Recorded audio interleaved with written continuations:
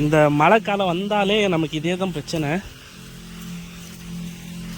ஒவ்வொரு விவசாயம் வந்து எவ்வளோ கஷ்டப்படுறான் கண்டிப்பாக அது வார்த்தையில் சொல்ல முடியாதுங்க, அனுபவிச்சதான் தெரியும். ஹாய் ஹலோ வணக்கம் மக்களே, நான் தான் உங்களுடைய ராஜசேகர். நம்ம ஒசூரோட சேனல் சப்ஸ்கிரைப் பண்ணலாம், சப்ஸ்கிரைப் பண்ணிக்கோங்க. அப்படியே அந்த பக்கத்தில் இருக்க பெல் பட்டனை அழுத்திக்கோங்க. நம்ம மெட்லக்ஸ் ஒன்று, மோக்ஸமேட் ஒன்று, அது வந்து கர்ஜெட்டுன்னு சொல்லுவாங்க. திரும்பி வந்து இது அக்ரி ப்ரோ. இது வந்து செடி வந்து நல்லா க்ரோ ஆகிறதுக்காக அக்ரி ப்ரோ. இது வந்து சின்ன சின்ன ரெக்கைப்பூச்சி அந்த மாதிரி இருக்கிறதுக்காக இது யூஸ் பண்ணுவோம். இந்த மருந்து தான் இந்த 4 மருந்து தான் இன்றைக்கி தெளிக்கிறோம். டோட்டல் காஸ்ட் எவ்வளோன்னா, எவ்வளோ பே பண்ணேன்?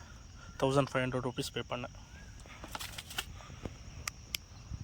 மருந்து நம்ம வந்து கலந்து அப்படியே வந்து ஸ்ப்ரே பண்ண ஆரம்பிச்சிடலாம். மழை வர மாதிரி இருக்குது, ஒன்றும் புரியல. என்ன மழை வந்துச்சுன்னா நிறுத்த வேண்டியதாக இருக்கும். மக்களே, நம்ம வந்து தக்காளி செடி நட்டு இன்னையோடைய 36வது நாள். நேற்று காணொலியில் பார்த்துருப்பீங்க, இதுக்கு முன்னாடி காணொலியில் பார்த்துருப்பீங்க. மருந்து வந்து மிக்ஸ் பண்ணியிருந்தேன், தெளிக்க முடியல. ஏன்னா மழை வந்துருச்சு.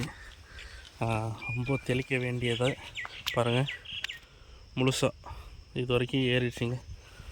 ஒன்றும் பண்ண முடியாது.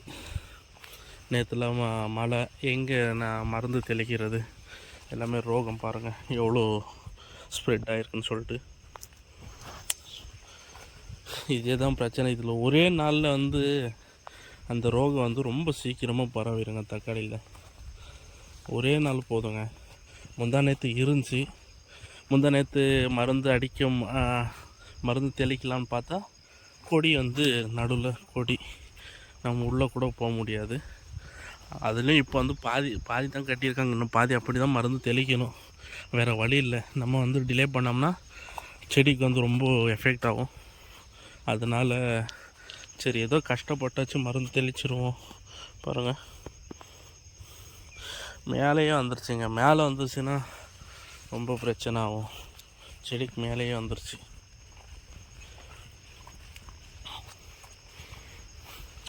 வாங்க சரி மருந்து தெளிக்கலாம்.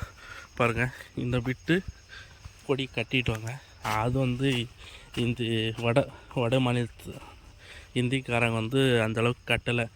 இருந்தாலும் ஏதோ டைம் கட்டியிருக்காங்க. திரும்பி வந்து நேற்று நம்ம ஊர் ஆட்கள் வந்திருந்தாங்க. வந்து ஒரு 10 மணி வரைக்கும் கட்டினாங்க. மழை பெய்ய ஆரம்பிச்சிருச்சு, தூர ஆரம்பிச்சிருச்சு. பாருங்கள், இதுக்குள்ளே நான் எப்படி போகிற சொல்லுங்கள்?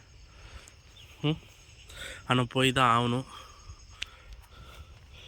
கம்பல்சரி போய் மருந்து தெளித்து தான் ஆகணும். என்ன பண்ணுறதுங்க? இப்போ ஒரு மருந்து தெளிச்சுட்டு அதுக்கப்புறம் கொடி கட்டினதுக்கப்புறம் உடனடியாக வந்து திரும்பி இன்னொன்று மருந்து தெளித்தோம்னா அது க்ளீனாக வந்து இதாகும். ஏன்னா இந்த பாருங்கள், இந்த இடத்துல நான் மருந்து தெளிக்கிறதுக்கும் இந்த இடத்துல நான் மருந்து தெளிக்கிறதுக்கும் ரொம்ப வித்தியாசமாக இருக்குது. இது முழுசாக வந்து ஸ்ப்ரெட் ஆகாது நம்ம ஸ்ப்ரே பண்ணுறது. வேறு வழி இல்லை. பாருங்கள், இதே ஒரு வீட்டில் வந்து இன்னும் பெண்டிங்கில் இருக்குது, தெரியுதா? இது பெண்டிங், இது முடிச்சிட்டாங்க, இது பெண்டிங்கில் இருக்குது. மருந்து தெளித்து ஆகணும். ஓகே வாங்க, மருந்தெல்லாம் நேற்று மிக்ஸ் பண்ணி வச்சிட்டோம்.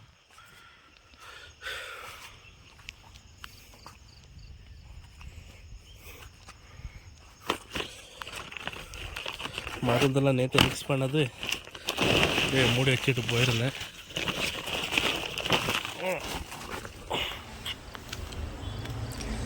இதை நம்ம வந்து நல்லா மிக்ஸ் பண்ணி எடுத்துட்டு தெளிக்க வேண்டியது தான்.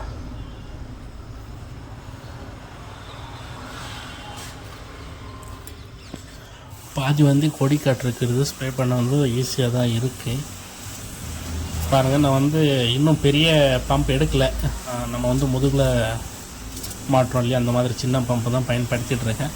ஏன்னா இந்த பக்கம் வேணால் ஒரு பெரிய பம்பில் அடிச்சிருக்கலாம். அந்த பெட்ரோல் பம்புன்னு சொல்லுவோம். அது வந்து கொஞ்சம் ஸ்பீடாக இருக்கும். இன்னும் உள்ளே வந்து கொஞ்சம் ஸ்ப்ரே ஆகும், உள்ளே ஃபாஸ்ட்டாக ஸ்ப்ரே ஆகும். அது வந்து கொடி கட்டாத இடத்துல வந்து நம்ம பயன்படுத்தினோம்னா கொடி எல்லாமே உடஞ்சிரும். அதனால் வந்து இன்றைக்கி வந்து இந்த டைம் வந்து இதில் ஸ்ப்ரே பண்ணிக்கலாம். அடுத்த டைமு பெரிய இது எடுத்துக்கலாம் சொல்லிட்டு முடிவு பண்ணி இதில் தான் ஸ்ப்ரே பண்ணிட்டுருக்கேன்.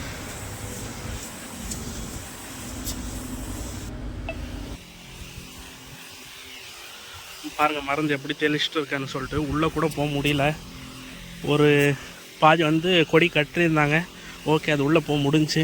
பட் வந்து இது கொடி கட்டலை. ஆனால் வந்து கொடி கட்ட வரைக்கும் நம்ம வெயிட் பண்ண முடியாதுங்க. ஏன்னா ரோகம் வந்து அந்த அளவுக்கு ஃபாஸ்ட்டாக வந்து ஸ்ப்ரெட் ஆகுது. இந்த மழை காலம் வந்தாலே நமக்கு இதே தான் பிரச்சனை. ரோகம் வந்து சீக்கிரமாக ஸ்ப்ரெட் ஆகும். அந்த அந்த பிளாக்காக இது இருக்குது இல்லைங்களா, அதுதான் பிரச்சனையே. அதனால தான் சரி ஒரு 50% தான் நமக்கு வந்து தெளிவாக செடி மேலே விழும். இன்னும் 50% விழாது. ஏன்னா பாருங்கள் இந்த இடத்துல எல்லாமே நம்ம காமிக்கணும். பட் மேலோட்டமாக தான் காமிக்கிறோம்.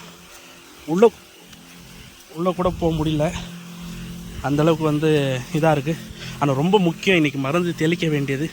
அதனால தான் ரொம்ப கஷ்டப்பட்டு மருந்து தெளிச்சிட்டு இருக்கேன். இன்னும் விவசாயம் என்ன அவ்வளோ ஈஸிங்களா? ஆனால் உங்களுக்கு கையில் கிடைக்கும்போது வந்து அதோட அருமை தெரியாது. ஒவ்வொரு விவசாயம் வந்து எவ்வளோ கஷ்டப்படுறான், கண்டிப்பாக அது வார்த்தையில் சொல்ல முடியாதுங்க, அனுபவிச்சதான் தெரியும். என்ன நம்ம இப்போ தான் அந்த காணொலியை பண்ணி நம்ம வந்து யூடியூப்பில் இது அப்லோட் பண்ணிகிட்ருக்கோம். இதே நம்ம முன்னாடியிலேருந்து பண்ணோம்னா, ஏன்னா நம்ம வந்து முழு நேர விவசாயி தாங்க. எனக்கு கடை இருக்குது, ட்ரை ஃப்ரூட்ஸ் கடை இருக்குது. அதையும் இதையும் பார்த்துட்டு, ஏன்னா நம்ம அப்போ வந்து சின்ன பையனிலிருந்து விவசாயம் தான் பண்ணியிருக்காரு. ஏன்னா நமக்கு வேறு தொழில் தெரியல. விவசாயம்தான் நமக்கு வந்து தொழிலே விவசாயம்தான். தொழில்னு சொல்ல முடியாது. அது மனிதர்களுடைய வாழ்வுரிமைன்னு சொல்லலாம். ஏன்னா எல்லாருமே விவசாயத்தை பாதி பேர் வந்து வெளியே போயிட்டோம், விவசாயம் வேண்டாம்னு சொல்லிட்டு. இருக்கிற கொஞ்சம் நெஞ்ச விவசாயிகள், அதுவும் 1008 பிரச்சனை. இந்த இயற்கை பேரிட, அது இல்லாமல் இந்த அரசாங்கம் வந்து நிலம் கையகப்படுத்துறது, ஏகப்பட்ட பிரச்சனைங்க.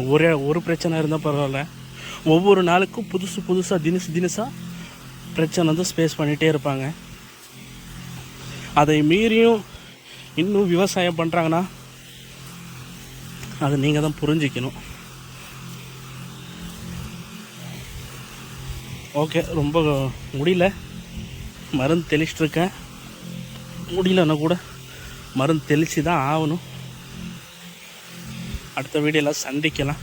இதை முடிச்சிடறேன். மழை வரதுக்கு முன்னாடி முடித்தா தான் ஓரளவுக்கு அந்த டிசீஸ் வந்து பரவாமல் நிற்கும். திரும்பி வந்து இன்றைக்கி இல்லை நாளைக்கு கொடி முழுசாக கட்டி முடிச்சிருவாங்க. கட்டி முடித்ததுக்கப்புறம் திரும்பி ஒரு 3 days கழித்து அப்படியே வந்து மருந்து ஸ்ப்ரே பண்ணணுங்க. இந்த மருந்தோடைய காஸ்ட் வந்து 1500 rupees. உரமும் வாங்கிட்டு வந்திருக்கேன், அது 2200, 2200.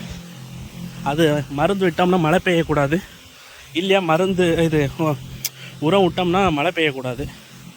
அதனால அதை யூஸ் பண்ணல. இல்லை உரம் விட்டுட்டோம்னா நம்ம மருந்து தெளிக்கணும்.